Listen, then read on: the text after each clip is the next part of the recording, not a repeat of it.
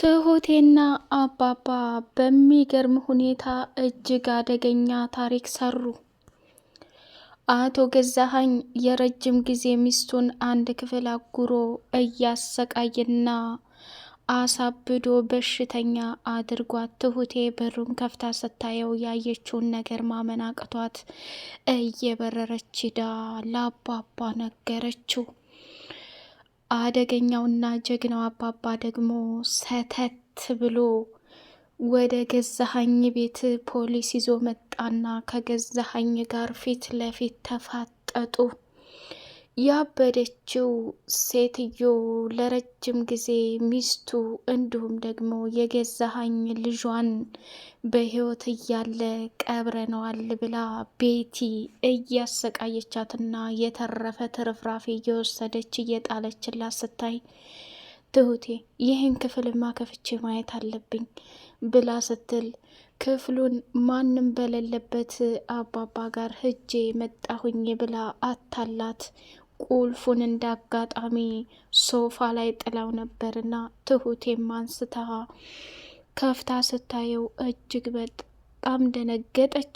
ፖሊሶቹ እንግዲህ አንተ ወንጀለኛ የገዛ ሚስትህን እንደዚህ እስረኛ አድርገህ በማስቀመጥህ ከባድ የእስራት ተጽዕኖና የወንጀል ክስ እንደምንመሰርትብህ እወቅ አለና አባባም እጅግ በጣም ተገረመና ስማ አንተ የሀብታም ክፉ እዚህ ተንጣለለ ቤት እየኖርክ የልጅህን ሚስት ግን አሰቃይተህና አሳብድህ አስቀምጠሃታል።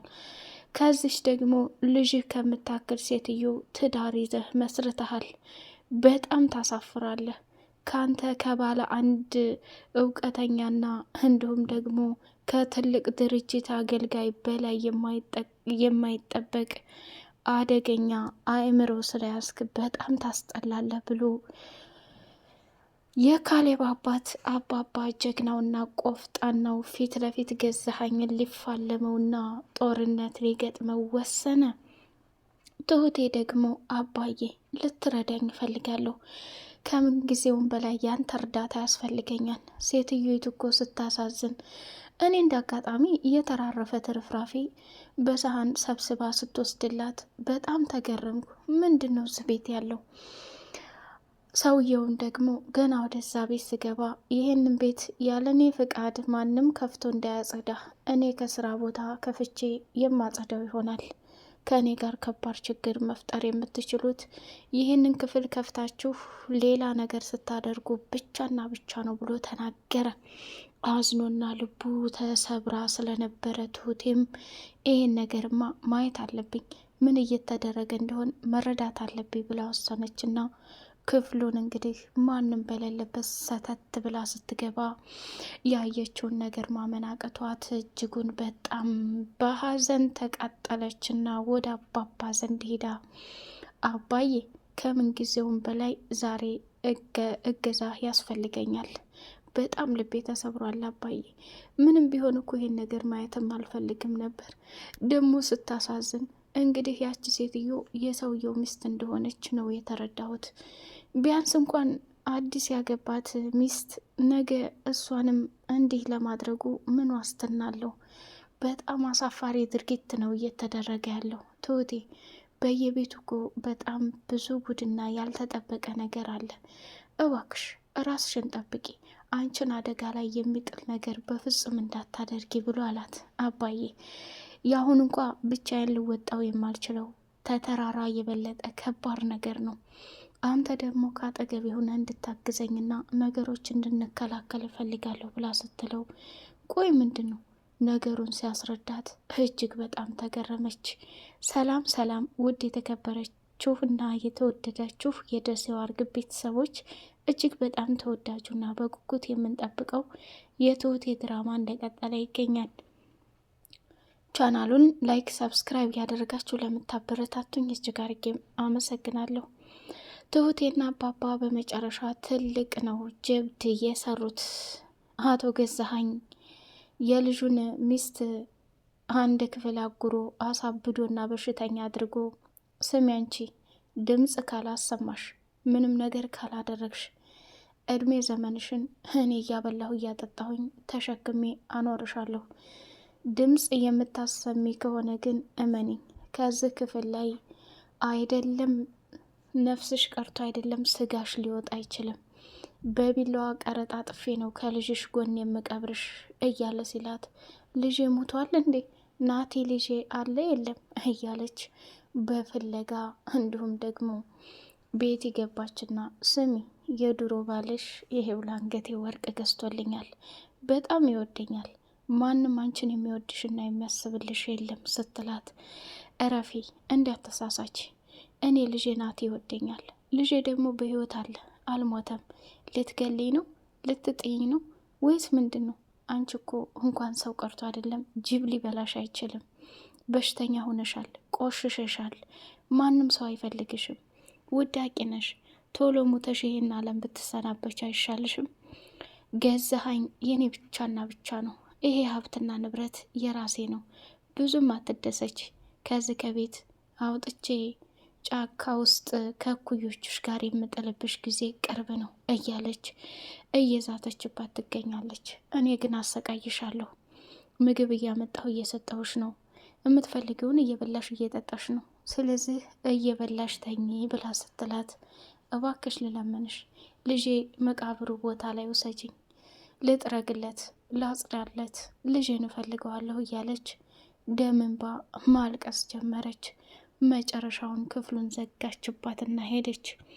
ትሁቴም ደግሞ ቆይ እኔ ምለው እንዴት የተረፈ ትርፍራፊና ስንት ቀን ያደረ ምግብ ለውሻ ሰጠሁት ብላ ስትል፣ እንዴ ውሻ ያን ያክል ምግብ ይበላል እንዴ? ቢያንስ እኮ ውሻኛ መጥፎ ነገርን እንዲከላከልልን የማንፈልገውን እንዲጠብቅልን ነው። ስለዚህ ውሻንም ከሰው በላይ በጤና መንከባከብ ጥሩ ነው እያለች ተናገረች። ትሁት አንቺ ውሻ ትወጃለሽ እንዴ? አዎ ውሻ ነበረችኝ፣ ግን እንደዚህን የከፋና ተረራፊ ነገር እየሰጠሁ በፍጹም ልጎዳት አልችልም። አይ ይሄማ ነገር በጣም ጥሩና በጣም ጀግና ሴት ነሽ። እሺ ትሁቴ አለችና ትሁትም ስራዋን እየሰራራች ሳለ፣ እኔ ምልሽ ትሁት ባላለሽ እንዴ? አግብተሽ ወልደሻል እንዴ? ልጅ ምን ያህል ይጠቅማል አይጠቅመውን የሚለውን ደረጃ ምን ያክል ታውቂያለሽ? ብላለቻት። አይ ቤቲ ልጅ እኮ እንዳስተዳደግሽና እንዳቀባበልሽ ወስነዋል። በልጅነት እስካለች ድረስ ልጅ ቢኖር ይጠቅማል እንጂ አይጎዳም ብላ አለቻት። ከዛ እኔ ለገንዘብ ብቻ ነው መኖር የምችለው። እኔ ምልሽ ቤቲ የጋሼ የበፊቱ ሚስት ፎቶ ይኖራል እንዴ ብላ ስትል ደነገጠችና፣ ለምን ፈለግሽው? አረ ለምንም፣ ግን ስለ እሷ ጥሩነትና መልካምነት ስታዋሪ በጣም ተገረምኩና ምን አይነት ሴት ብትሆን ነው ብዬ ደነገጥኩ ብላለች። አይ ገዙ አለችና ገዙ ሁሉንም የሚስቱን የድሮውን ፎቶ፣ ልብስ እንዲሁም ደግሞ የሚፈልገውን ነገር እዛ ክፍል ቆልፎ አስቀምጦታል ብላለቻት። እሺ እንደዛ ከሆነ አለችና ምግብ ምን ልስራ ብላ ስትላት፣ ፊትሽ ልክ አይደለም፣ ምን ሆነሻል? አጎቴ ታሞ ነበርና ቀደም እኮ አንቺ ጋር ወጥቼ የአጎቴን ህመም ሁኔታውን ሳየው በጣም ደበረኝና መጥቼ ልረፍ ብዬ ተኛው። ምግብም አልሰራው፣ ቤቱንም አላጸዳው እና ምግብ ትፈልጋላችሁ እንዴ ለስራ ብላ ስትል፣ አይ አልፈልግም፣ ገዙ ሲመጣ አብረሽ ትሰሪያለሽ፣ አሁን ህዥና እረፍት አድርጊ ብላለቻት። እሺ ብላ ትሁቴም ወደ መኝታ ክፍል ገባችና እረፍት ስታደርግ ሀሳብ ተጥዶባታል። ቆይችን ሴት ሚስቱ ናት፣ ምን ያክል ብትበድለው ነው እንደዚህ ያደረጋት? አምላኬ ሆይ እኔ እዚህ ቤት የመጣሁት ለምክንያት ይሆናል። እውነት ይችን ሴትዮ እማተርፋት ከሆነ አይደለም አንዴ ብዙ ጊዜ ዋጋ ከፍላለሁ ብላለች። ቤቲና ገዛኸኝ አብረው ቁጭ ብለው ስለተገዛላት ወርቅ እጅግ በጣም እያደነቀችና እያመሰገነችው ሳለ፣ ቤቲ ላንቺ ቤቱንም ድርጅቱንም ሁሉም ነገር ይገባሻል። አንቺ በጣም ጨዋና መልካም ሴት ሚስቴ ነሽ።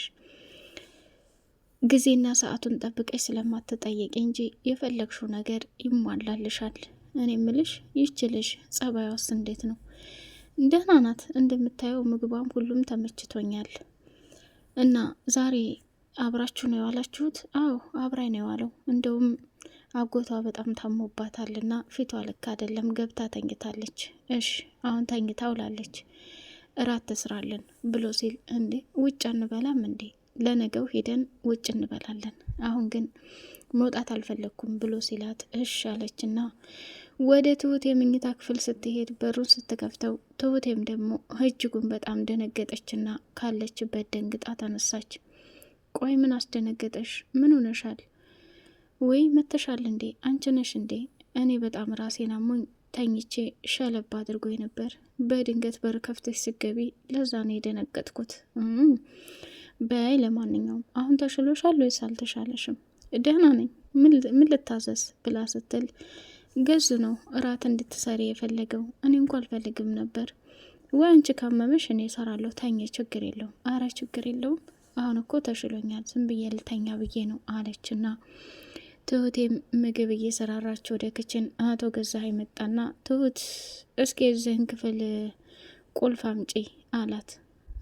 እሺ አለችና ወደ ሳሎን ሂዳ ቁልፉን ደበቀችውና ተመልሳ መታ ጋሼ ቁልፉን አላገኘሁም ብላለችው። የት ሂዷል? ማን ያነሳው? እኔ እንጃ ቤቲ ጋር ነበር፣ እኔ አላየሁም ብላለች። እሺ አለና ዘወር ስል ትሁቴም ደንግጣ ያንን ቁልፍ ተመልሳ በኪሷ ጨመረችው። አቶ ገዛኸኝ ወደ ሳሎን መልሶ ተቀመጠና ትሁትን ጠራት። ስሚ ትሁት፣ ፊትሽ ልክ አይደለም፣ የተፈጠረ ነገር ያልተስማማሽ ያልወደድሽው ወይንም እንዲስተካከል የፈለግሽው ነገር አለ እንዴ ብሎ ሲላት፣ አረ በጭራሽ ሁሉም ነገር የተሟላ ነው። ትንሽ አጎቴን አሞት አይምሮዬ ለዛ ተረብሾ ነው። አይዞሽ ምንም አይሆንም፣ በትርፍ ጊዜ እየሄድሽ መጠየቅ ትችያለሽ ብሎ አላት። እሺ አመሰግናለሁ፣ እርስዎ በጣም ጥሩ ሰው ነዎት አለች። አይ ብዙም አታመስግነኝ፣ አንቱ ደግሞ አትበይ፣ አንተ ማለት ትችያለሽ። እኔ ያገባዋት ሚስቴ ከአንቺ ስለማትተናነስ አንቱ እያልሽ ስትይ ይደብራታል፣ ያረጀሁባት ሊመስላት ይችላል፣ እንደዛ ነው ብሎ አላት።